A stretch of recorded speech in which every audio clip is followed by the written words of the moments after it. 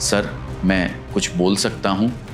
पहले तो लोगों ने उसे हल्के में लिया और कहा, आपकी दुकान में भी कई जगह ऐसे खर्चे होते हैं जिन्हें आप सिंपल तरीके से कम कर सकते हैं। हम अक्सर सोचते हैं कि सिर्फ मालिक या बड़े लोग ही सही फैसला ले सकते हैं। दिन खत्म होने से पहले जो प्रोडक्ट ज़्यादा सेल हो रहे हैं उनको को जल्दी से काउंट कर लें। गलत पैकिंग, स्टॉक गड़बड़ होना या ग्राहक को सही प्रोडक्ट न मिलना।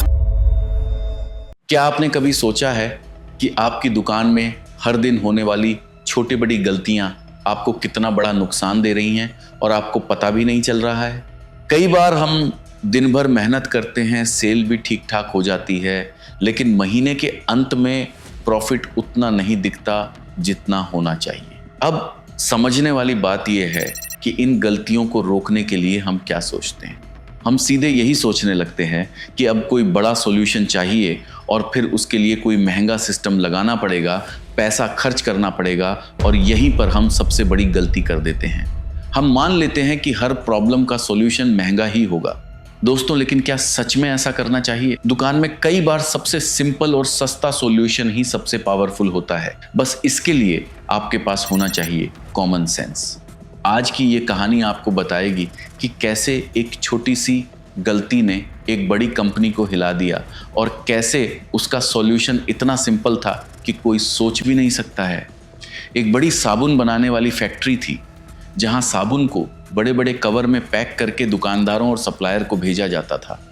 सब कुछ सही चल रहा था, लेकिन एक दिन गलती से कुछ ऐसे पैकेट भेज दिए गए जिनमें सिर्फ कवर था, अंदर साबुन था ही नहीं। जब ये माल दुकानदार तक पहुंचा तो वहां से कंपनी को शिकायत आई कि आपने खाली पैकेट भेज दिए हैं। इससे कंपनी की काफ़ी बदनामी हुई। लोगों ने सोचना शुरू कर दिया कि इतनी बड़ी फैक्ट्री ये गलती कैसे कर सकती है। अब देखिए, जहां इंसान काम करते हैं वहां गलती होना सामान्य है, लेकिन इस गलती का कंपनी को बड़ा नुकसान उठाना पड़ा। इसलिए कंपनी ने तुरंत एक मीटिंग बुलाई और सोचा कि आगे से ऐसी गलती दोबारा ना हो, इसके लिए क्या किया जाए।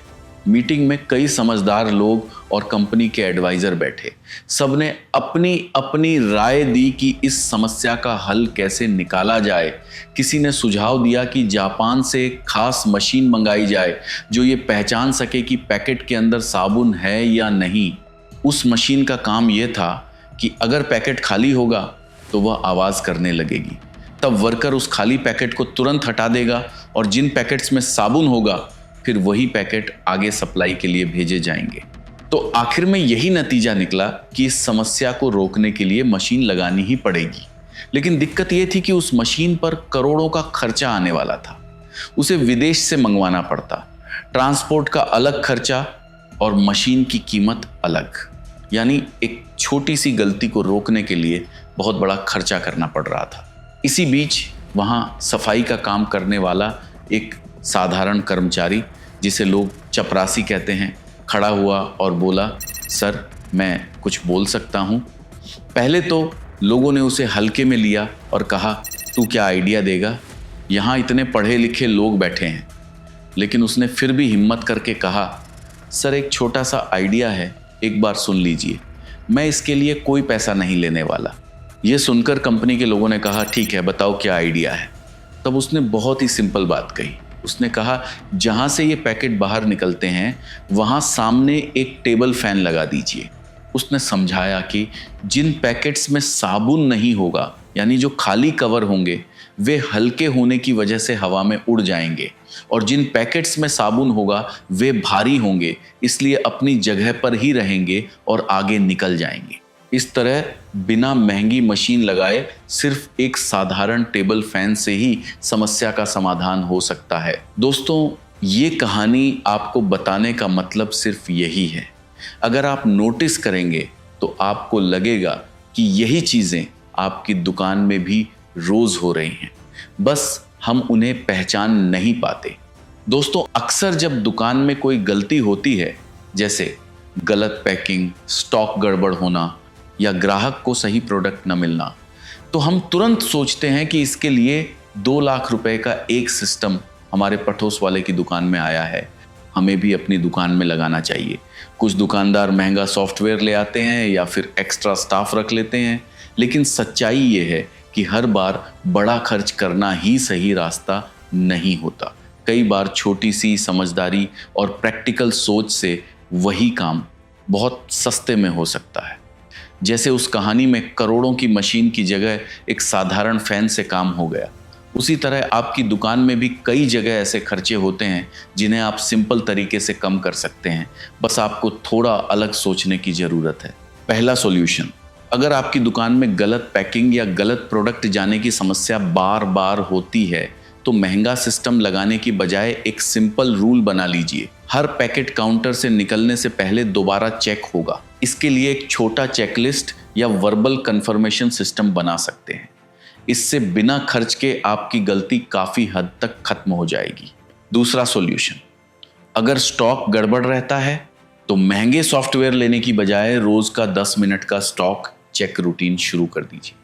दिन खत्म होने से पहले जो प्रोडक्ट ज़्यादा सेल हो रहे हैं उनको को जल्दी से काउंट कर लें। इससे आपको तुरंत पता चल जाएगा कि कहाँ मिसमैच हो रहा है और बड़ी प्रॉब्लम बनने से पहले ही कंट्रोल हो जाएगा। तीसरा सॉल्यूशन, अगर ग्राहक को सही प्रोडक्ट नहीं मिल पाता या कंफ्यूजन होता है तो एक्स्ट्रा स्टाफ रखने की बजाय डिस्प्ले और लेबलिंग को क्लियर कर दीजिए।